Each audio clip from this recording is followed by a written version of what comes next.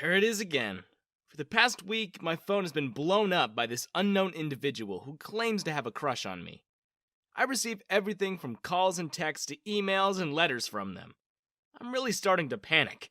Should I contact the authorities? Could they even help in this situation? The stalker is someone that knows me well. They know my daily routine, my hobbies, and even where I live. They claim to be a female that has a crush on me for a very long time. But who could it be? Bring, bring, bring. Without even having to look at my phone, I already know who's calling me. It's my stalker. At first, I thought it was a prank. Maybe a couple of old school friends. But this has gone well past a prank. I was starting to be afraid for my life. But one day, I had enough. I picked up my phone and demanded to know who was calling. "Okay, I'll be at your place in 5 minutes," said the voice over the device. My heart dropped to my stomach when I heard that. What was I thinking? The stalker knows where I live. I knew exactly what I had to do. I had to confront the stalker and put them in their place. I started to prepare for the encounter by putting on my stormtrooper outfit. Sounds silly. Well, yeah, it kinda was. But at the moment, I could only think of protecting my own life. The 5 minutes flew by and the doorbell went off. Ding dong! I rushed to the door and slip on the wooden floor. It's not easy wearing the suit, okay? I kicked the door open and greeted the stalker with my lightsaber. "Ah, yeah! Take this, you no-good stalking creep! You picked the wrong nerd to mess with! Maybe this way you'll think twice before stalking me!" I yelled like a madman. "Jimmy? Jimmy Robinson? Is that you in that thing?" asked the stalker. My helmet wasn't placed right, so I couldn't see very well. But I did recognize the voice. It was one I was very familiar with. I quickly took off my helmet and put on my glasses to confirm the identity of my stalker. My jaw dropped when I saw her face. I could not believe who was standing at my front door. Long, brown, beautiful, silky hair, green eyes, and fair skin. My stalker was none other than Maggie Campos, my childhood best friend. Maggie burst out laughing. My face was as bright as a freshly picked tomato. I haven't seen Maggie since high school, and for our first encounter to go like this? Oh, I'm never hearing the end of it. Maggie and I go way back. We always had classes together and found the best places to hang out at. We were the best of friends, but for some reason, I lost contact with her after high school. I was very sad because she was my only friend. My high school was a nightmare, but we were able to survive it because we had each other's backs. Glad to see you're doing well, Maggie. I didn't know you worked as a stalker. Tell me, is this a full-time job or part-time? Stalker? I think you mean professional investigator, she answered. This was us, sharing jokes. Making the other person laugh was always the best feeling. I invited Maggie in and took off my silly outfit. I begged Maggie to not tell a soul of my embarrassing introduction. She agreed, but at the exchange of something. A date? My eyes started to spin out of control. I asked her to repeat her request just in case. That's right, you heard me. I promised to not tell anyone about your stormtrooper incident if you go on a date with me. Oh, it must be dreaming, right? I mean, this is Maggie Campos we're talking about. I've known this beautiful girl since elementary. I debated believing that this was some sort of prank. But the Maggie I knew would never pull such a harsh prank on me. I suppose that the main reason I hesitated in believing her was that I actually had a huge crush on her back in the day. It's not every day that you find out your crush likes you back. So when my childhood crush told me she has a crush on me, I almost lost it. Come on, Jimmy. Don't make me repeat it.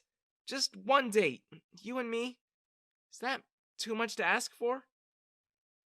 My name was James, and everyone called me James. Everyone except for Maggie. She was the only one that called me Jimmy. A bit sketchy at first. I eventually gave in and agreed to the date. Going on a first date with your childhood best friend is something only a few of us could imagine, even less accomplish. How does one go from longtime friends and transition into boyfriend and girlfriend? Do you just dive in? Are there steps that you're supposed to take? Well, I was soon going to find out today, here at the amusement park. Come on, Jimmy, let's try this ride first, said Maggie as she dragged me by the hand. Okay, Maggie, I'm going, I cried as I struggled to keep up with her hyperactive attitude. Drop of doom. I decided to let Maggie pick the first ride, and boy do I regret that decision. Like, if the name alone wasn't scary enough, the screams coming from the ride only made it worse. As we waited in line, my palms started to sweat. I wasn't afraid of heights, but dropping from 400 feet sounded pretty terrifying. Next! Yelled the man. It was finally our turn. We took our seats, buckled up, and began to ascend into the heavens. Whoa! We're so high up! I think I can see your house from here, said Maggie. Oh yeah? Well, I think I can see Grandma waiting for me, I replied. This was it. I was going to die and meet my grandmother. The anxiety was too much. We dropped. Whoosh! Followed by girly screams. Ah! Maggie! Save me! Although we reached the bottom to a complete stop, my legs would not stop shaking. Maggie had to carry me towards the exit. Jimmy, look, they got our pictures, pointed Maggie at the screen. Maggie looked like she was having the time of her life. I, however, looked like I was holding to dear life. We bought the set of pictures and decided to go on the next ride.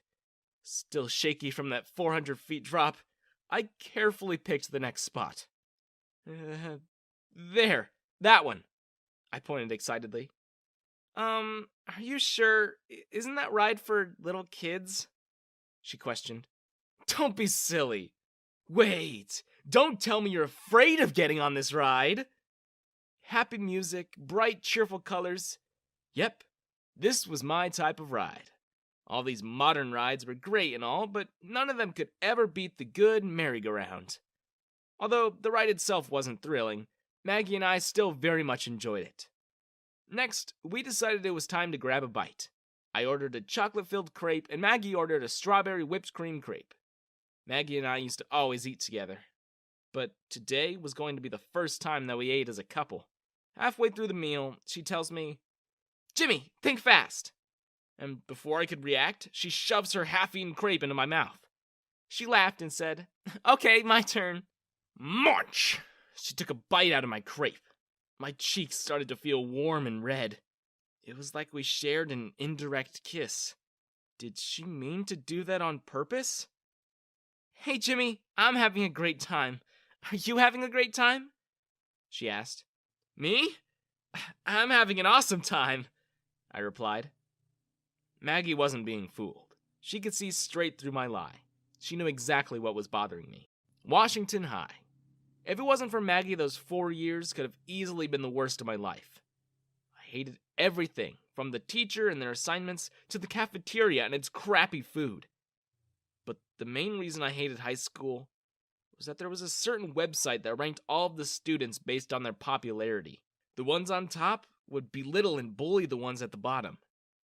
Unfortunately for me, I had to be one of those poor victims that always got picked on. At Washington High, popularity was everything.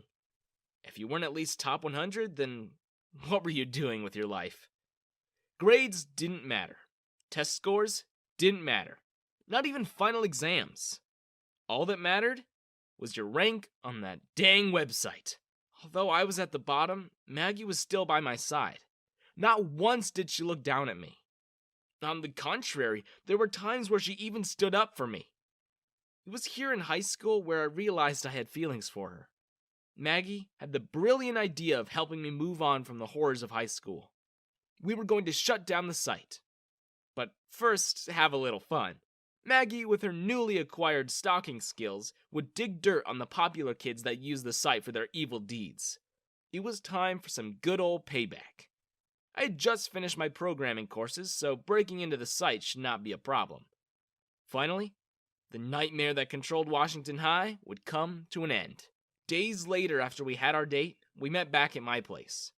Maggie had somehow managed to get dirt on everyone that ever used the site to take advantage of others. It was scary knowing my girlfriend was a professional stalker.